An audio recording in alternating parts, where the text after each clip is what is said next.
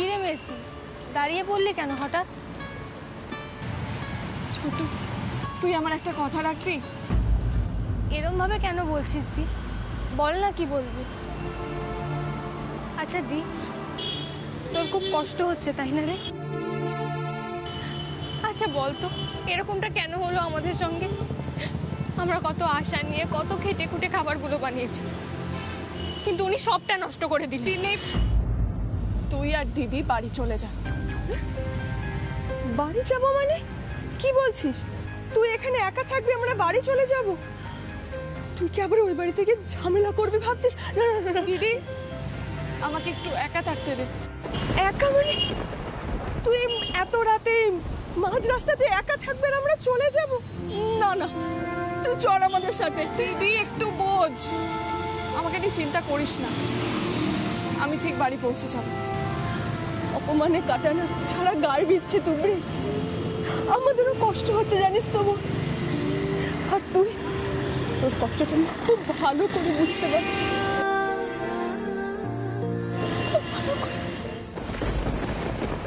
মাকে মাকে এসব ঝামেলার কথা প্লিজ বলিস না। আর আমার কথা জিজ্ঞেস করলে বলবি যে কাজে আছে তাই দেরি হয়ে গেছে। হ্যাঁ, তুই যা বলছিস আমরা তাই বলবো, কিন্তু মা আমাদের দুজনের মুখ দেখে বুঝতে পেরে যাবে রে, আমরা মিথ্যে বলছি সেটা ধরে ফেলবে। না না, ওসব ওসব কিছু হবে না রে, তোরা প্লিজ একটু সামলে নিস না রে। আচ্ছা ঠিক আছে, আমরা সব সামলে নেব, কিন্তু তুই সাবধানে থাকবি। হ্যাঁ, আর তাড়াতাড়ি চলে আসিস বোন, আমরা কিন্তু খুব চিন্তা করবো। হ্যাঁ, তাড়াতাড়ি আসবি বোন। চল।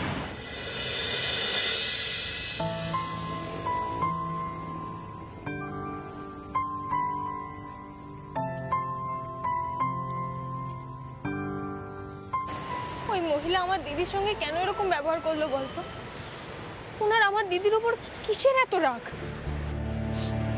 জানি না রে বোন, বড়লোক মানুষ তো, এদের ব্যাপার স্যাপার না বোঝা মুশকিল, আমরা বুঝতে পারিনি। তবে একটা জিনিস খুব ভালো করে বুঝেছি, আজকে না তুবড়ি খুব কষ্ট পেয়েছে জানিস, উনি ভেঙে গেছে, খুব কষ্ট পেয়েছে বোন। চল, অনেক রাত হয়ে গেছে, চল।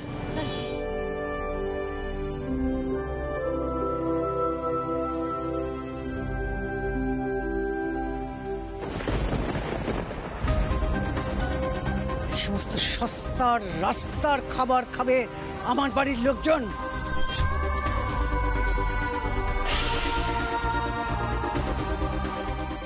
এই বাড়িতে এদের আনা খাবার কেউ মুখে তুলবে না।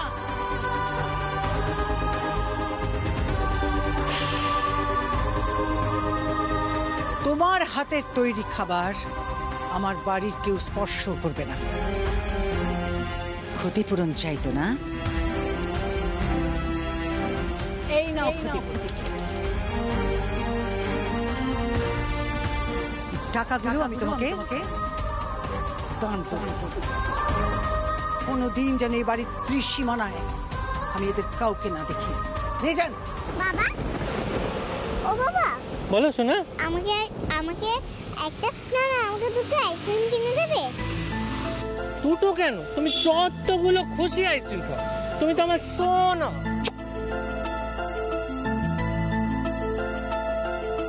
দুটো আইসক্রিম।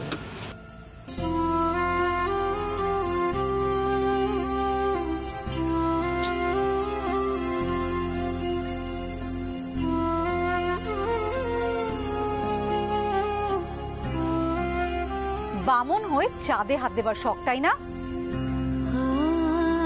বেরিয়ে যাও বাড়ি থেকে, আর এর পরে যদি এই বাড়িতে কোনোদিন চোখ তুলে তাকিয়ে গেট লস্ট।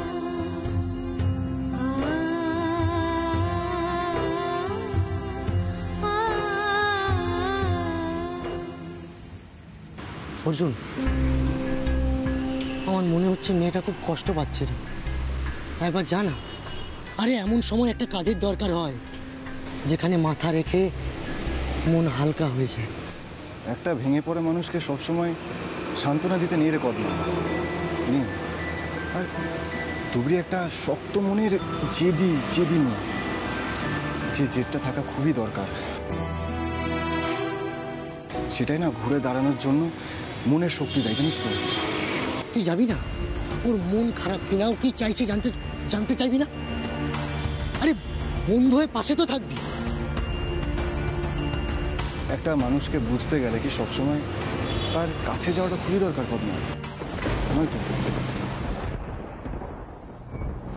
সে যদি তোর মনের মানুষ হয় তাহলে না এই দূর থেকেও তুই তার যত কষ্ট সব কিছু ফিল করতে পারবি। যেমন তুবড়ি, ওর দীর্ঘশ্বাসের শব্দও না আমি এখান থেকে শুনতে পাচ্ছি,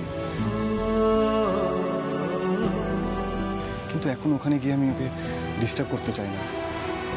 এই টাইমটা ওর একান্ত নিজের। তবে এত কদিন আমি ওকে যা চিনেছি, নিজেকে সামলানোর ক্ষমতাও রাখে। কিন্তু কি এমন ঘটলো বলতো?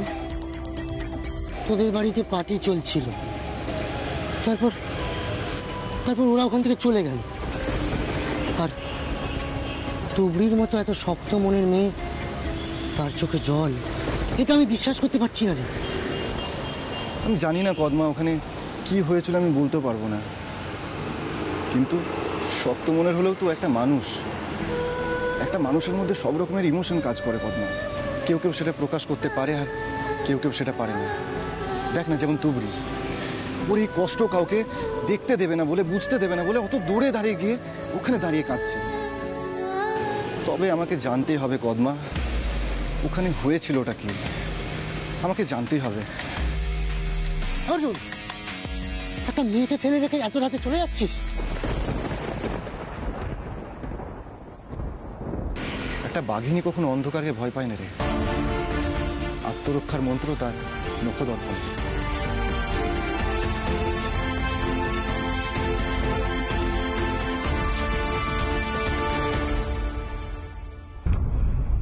অঞ্জলি দি, তুমি এই মেয়েটাকে কতদিন চেনো আমি জানি না, ওকে কিন্তু আমি অনেক দিন চিনি। বদমাইশ মেয়ে একটা, জানো তো, ডেঞ্জারাস। ও বড় লোকদের একদম সহ্য করতে পারে না। রাস্তাঘাটে বড় লোকদের দেখলে পরে লোকজন ডেকে এমন সিন ক্রিয়েট করে, কি বলবো। ঠিক করেছো তুমি, ঠিক করেছো, একেবারে ঝামা ঘষে দিয়েছো। তবে ওর যা মোটা চামড়া, এই এফেক্ট ওর বেশি দিন থাকবে না, আমি বলে দিলাম। গুডনেস, হ্যাঁ দেখেছো?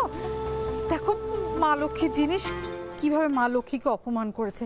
ক্ষমা করো মা। তুমি মেয়েটাকে কিভাবে চেনো? ওই তো রাজিনের জমি সব আগলে রেখেছে, হ্যাঁ, যেটা তোমাকে ছাড়াতে বলেছিলাম। কি? ডেঞ্জারাস গুন্ডা।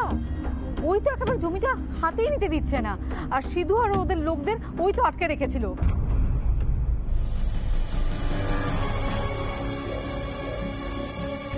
যে বাড়িটা খালি করতে গেছিলাম সেই বাড়ির মেয়েটা। বলছি, ও তোমার সঙ্গে কি করেছে বলো তো? কি বাড়াবাড়িটা করেছে একটু বলো তো। সেসব কথা থাক। আমি তোমাকে বলেছিলাম যে জমিটা রাজেন্দ্রার নামে নেই। জানি তো, সেই জন্য নকল দলিলটা রেডি, আর আসল দলিলটা নষ্ট করে দিয়েছে।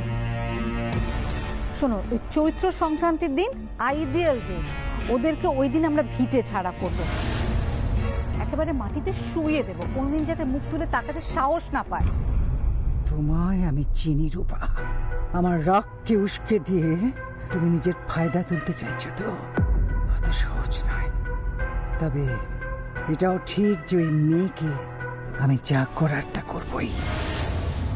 ওই মেয়ে আমার ছেলেটার রক্ত ঝরিয়েছে, ওকে চোখের জলে তার দাম দিতে হবে। ওর হাহাকার শুনতে চাই আমি। বাড়ি থেকে উচ্ছেদ করে তবে আমি শান্তি পাবো। কি গো, কিছু বলছো না যে? জমির নকল দলিলটা আমাকে পাঠিয়ে দিও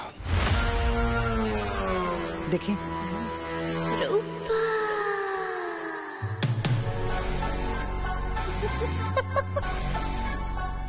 আমি ভাবতেই পারিনি, হ্যাঁ, এই পার্টিতে এসে এরকম বড় একটা দাও মারবো।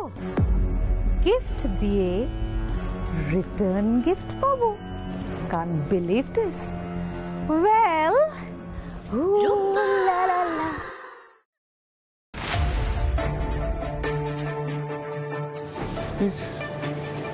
এত তাড়াতাড়ি সবাই চলে গেল?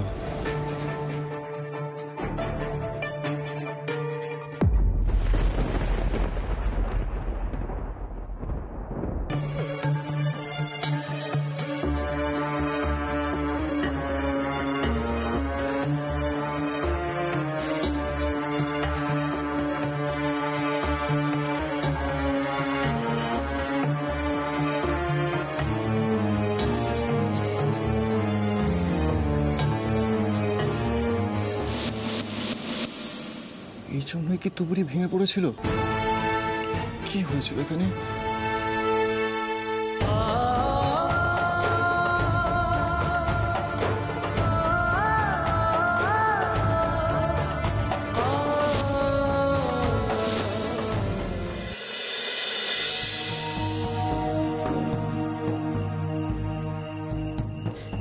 দীপ, তুই মাকে ডাক।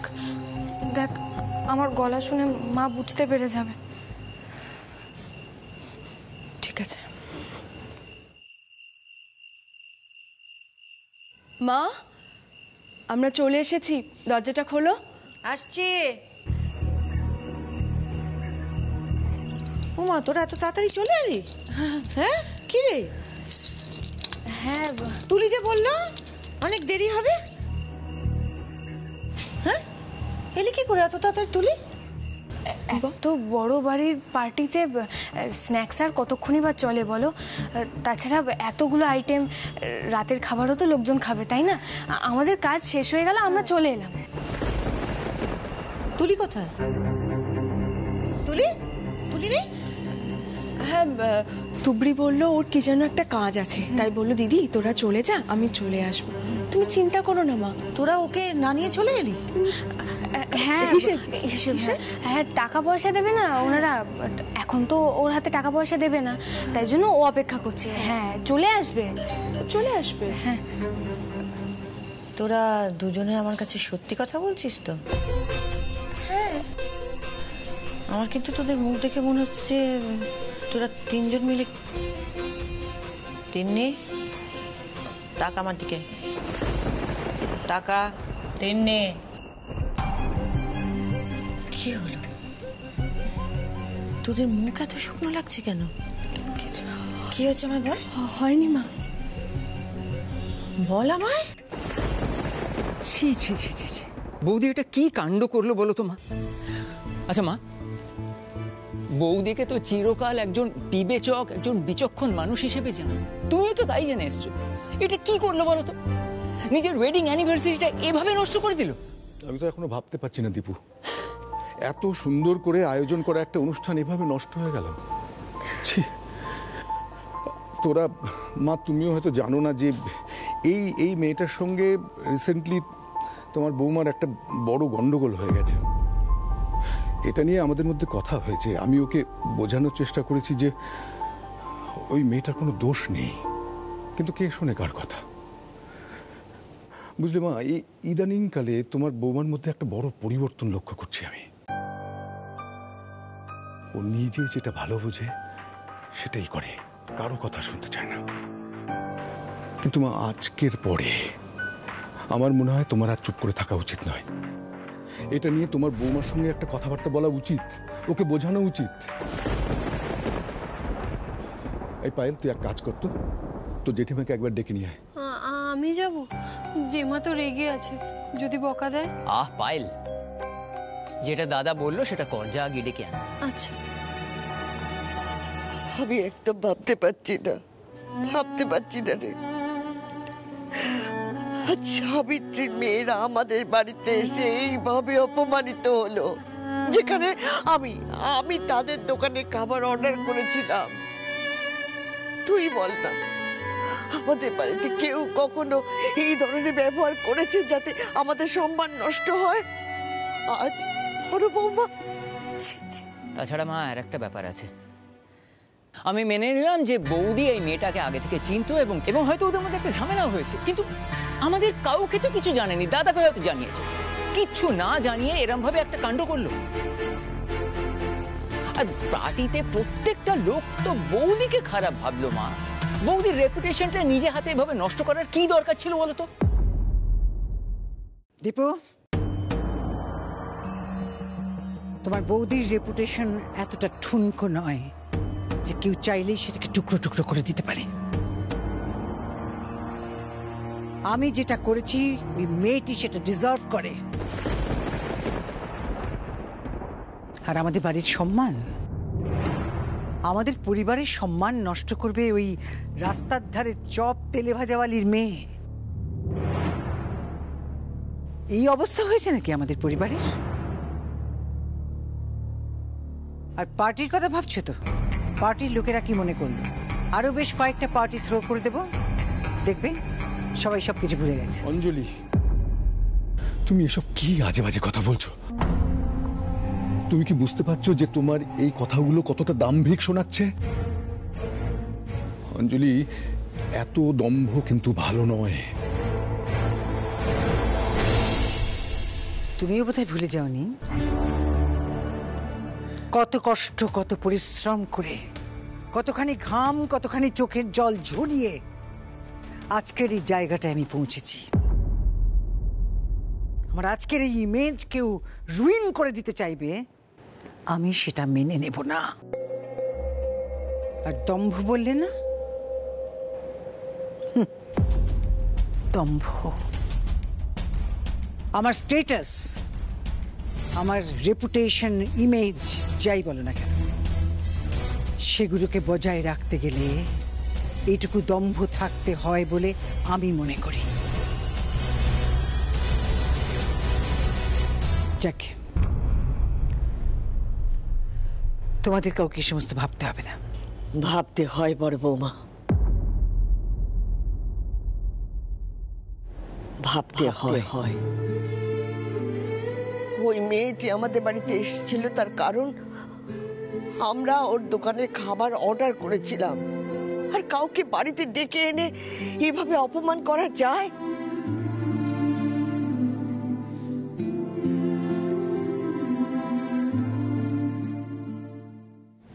মা,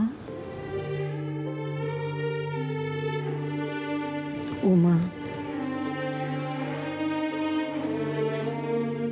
মা তুমি জানো না, তুমি জানো না তাই এরকম বলছো। আমি নিজের অভিজ্ঞতা দিয়ে বলছি, ওই মেয়েটি প্রচন্ড মিসবিহেভ করে। আর তুমি তো জানো এই ধরনের অসভ্যতা আমি টলারেট করি না। বড় বৌমা, তোমার বোঝাটা শেষ বোঝা নয়। তুমি যে চোখে দেখছো সবাই যে সেভাবেই দেখবে তাও তো নয়।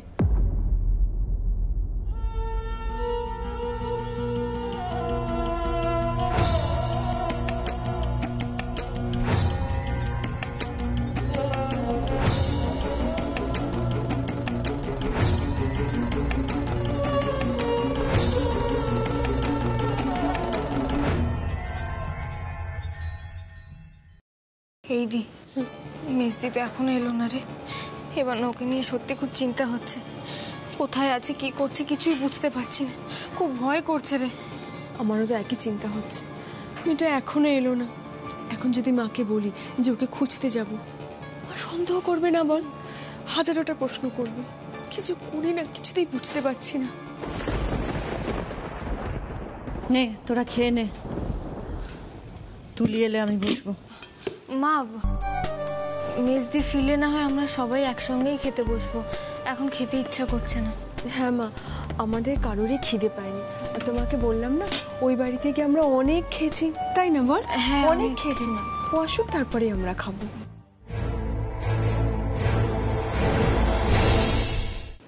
ওই তো মেজদি এসে গেছে।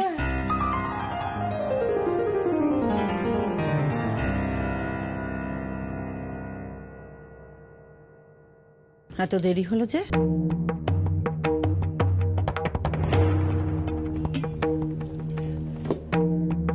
মা, তুমি কি করে বুঝলে আমার জল তেষ্টা পেয়েছিল? তোদের মুখের দিকে তাকালেই আমি বুঝতে পারি সবকিছু। থালা সোজা কর, ভাত দেব। কার মনে দুঃখ, কার কষ্ট হচ্ছে, কার রাগ হচ্ছে, কার তেষ্টা পাচ্ছে, কার খিদে পাচ্ছে, চোখের দিকে তাকালেই সব বুঝতে পারি। তারপরেও তোরা আমার কাছে সমানে মিথ্যে কথা বলার চেষ্টা করিস।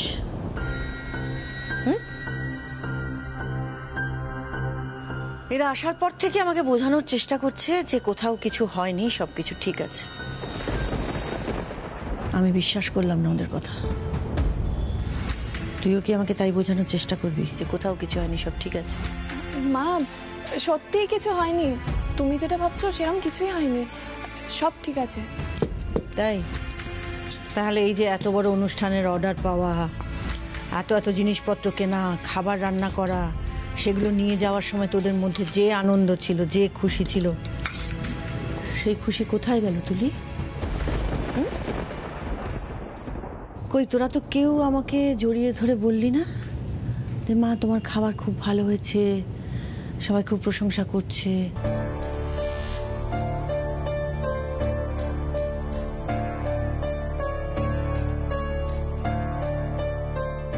সবাই চেটে ফুটে তোমার খাবার খাচ্ছে, তোমার হাতের রান্নার প্রশংসা করছে, বললি না তো কেউ?